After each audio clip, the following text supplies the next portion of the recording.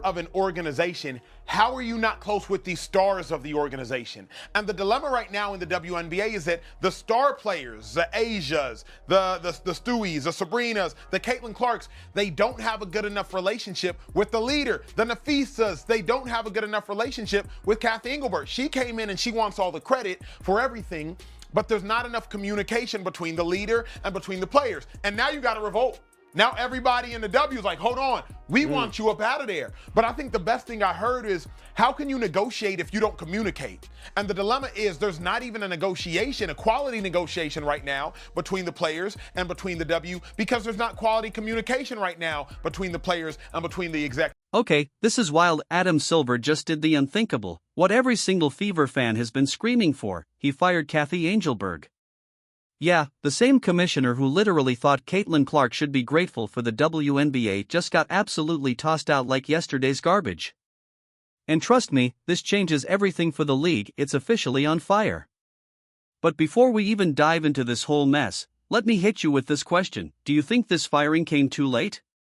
Because honestly, she should have resigned ages ago. You need to resign. Period. The reason I say that, doggy, is because when a player, any player, but especially one of that magnitude, attacks you publicly like that, that weak-ass statement Commissioner Engelbert gave is not good enough. And I'm going to say it. It was a weak-ass statement. Could you imagine somebody directing comments and criticisms at you, taking conversations they've had with you directly and telling the world what you said? And did you see that statement Commissioner Engelbert gave? She basically provided no defense of herself. I don't have the statement right directly in front of me, y'all. Mischaracterization. A mischaracterization. She was disheartened. I'm disheartened that the mischaracterization. So, get this, the news just broke. Kathy Angelbert, she's gone. Fired, booted, kicked right out of her office chair, and straight into unemployment. All because she just couldn't keep her mouth shut when it came to Caitlin Clark. Well, let me clarify first, because it's proxy season, right? No CEO do you just put the base pay in there. You put their bonus, you put their stock options, you put everything. Caitlin has the ability to make up to $500,000 just in WNBA wages this year. So, of course, they're just looking at a base which is collectively bargained. And actually, it's low. Because she's a number one pick, she'll make a little more than that. But she also has millions and millions of dollars of endorsements. She's actually, because she declared to become pro, her endorsements are higher in dollar value. She has a global platform now, not just a U.S. platform. So, she's going to do just fine, as will the top players in the league, as every league does. Also, there's comparisons to the men. Those men's leagues are 75 to 120 years old. We're tipping off our 28th season. I would say if you looked at them 28 seasons in, we're further ahead. But I realize we still have a lot of work to do. So, get this, the news just broke. Kathy Angelbert, she's gone. Fired, booted, kicked right out of her office chair, and straight into unemployment. All because she just couldn't keep her mouth shut when it came to Caitlin Clark. Remember all that talk about the ecosystem? Well, this is the exact same commissioner who actually thought it was smart to say Caitlin Clark should be on her knees thanking the league.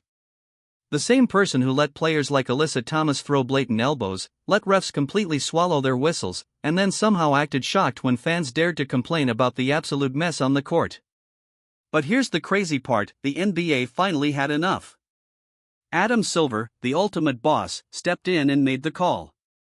And honestly, it was ridiculously overdue, because when you've got multiple players like Nafisa Collier publicly blasting you, Sophie Cunningham straight up calling you delusional, Lexi Hull backing that entire revolt, and an entire fan base threatening a full-blown boycott, there's literally no universe where you get to keep your job. Thank you all for your time today. I have prepared a statement that I would like to make before taking any questions. All right. So first of all, I'd like to congratulate the Mercury for advancing to the finals. And I want to be clear, this conversation is not about winning or losing. It's about something much bigger. The real threat to our league isn't money, it isn't ratings, or even missed calls, or even physical play. It's the lack of accountability from the league office. Since I've been in the league, you've heard the constant concerns about officiating, and it has now reached levels of inconsistency that plague our sport and undermine the integrity in which it operates. But wait, remember the comments that truly set this whole thing ablaze? Nafi Sakir, in her exit interview, didn't just criticize Angelbert, she absolutely torched her. Declaring that WNBA leadership is the absolute worst in professional sports, accusing Angelbert of dismissing injuries, ignoring players, and pretending everything's fine when the refereeing is a complete joke. And then, here's the dagger, Angelbert actually told her that Caitlin Clark should be grateful the WNBA even exists, because without it, she'd have absolutely nothing. Unrivaled this past February, I sat across from Kathy and asked how she planned to address the officiating issues in our league. Her response was, well, only the losers complain about the refs. I also asked how she planned to fix the fact that players like Caitlin, Angel, and Paige, who are clearly driving massive revenue for the league, are making so little for their first 4 years. Her response was, Caitlin should be grateful she makes $16 million off the court, because without the platform that the WNBA gives her, she wouldn't make anything. And in that same conversation, she told me, players should be on their knees thanking their lucky stars for the media rights deal that I got them. That's a mentality driving our league from the top. We go to battle every day to protect a shield that doesn't value us. The league believes it succeeds despite its players, not because of them. Seriously, Kathy, are you kidding me? Caitlin Clark was literally selling out arenas back in college. She had massive sponsorships locked down before she even left Iowa.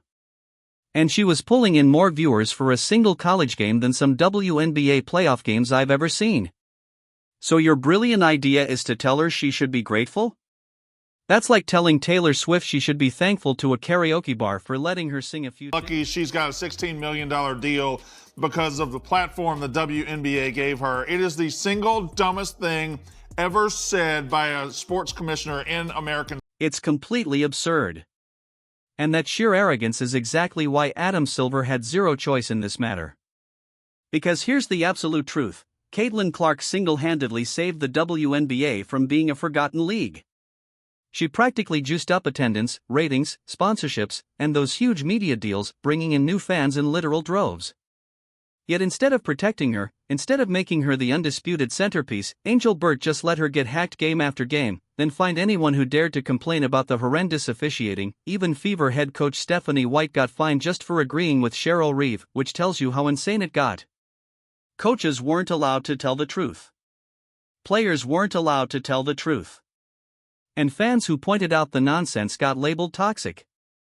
Oh, so Adam Silver had to step in, and make no mistake, this isn't just about Clark.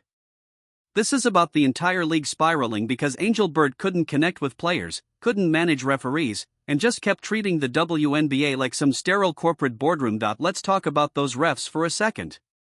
Fans have been screaming all season about the mind-numbing inconsistency. Players have been screaming about the unchecked physicality. And what did Angelbert say? We have the best refs in the world. Excuse me? Best in the world? These are the same refs who couldn't call a flagrant foul if someone got body slammed through the scorer's table. Even Becky Hammon pointed out that if the NBA had this level of chaos, players would be throwing punches every night. But in the WNBA, it's allowed to slide because apparently drama is good for the league. Yeah, drama is great until your biggest star is lying on the floor holding her ribs while ratings plummet. Drama is great until players like Kier are out with an ankle injury. Drama is great until fans throw their hands up and stop showing up. And that's exactly what started happening. Ratings dipped. Attendance outside Fever games stayed stubbornly flat. Fans stopped tuning into non-Clark matchups. And Angelbert just kept saying, everything is fine. That's precisely why Silver finally pulled the trigger, because the WNBA was handed a golden goose in Clark, and instead of protecting it, Angelbert practically roasted it over an open fire. And now, let's hit on the timing. Some will say Silver waited too long. Others will say he moved fast. But here's my take, he moved precisely when the league was on the brink of imploding. You simply cannot have multiple players going viral, publicly blasting your commissioner. You can't have your MVPs and All-Stars calling leadership negligent. You absolutely cannot have Caitlin Clark fans threatening to stop watching. So, this firing is as much about salvaging the WNBA as it is about punishing Angelbert. Because let's be real, the NBA doesn't want to admit it, but Clark is their undeniable cash cow. She's the reason networks agreed to that massive media rights deal. She's the reason advertisers suddenly care. She's the reason seats are packed. And without her, the WNBA is back to begging ESPN2 for a Tuesday night slot, and Angelbert had the nerve to belittle her? That's exactly why she's out of a job, but let's not shower Silver with too much credit here. He didn't suddenly wake up and realize Angelbert was bad at this. Players and fans had been screaming about it for months.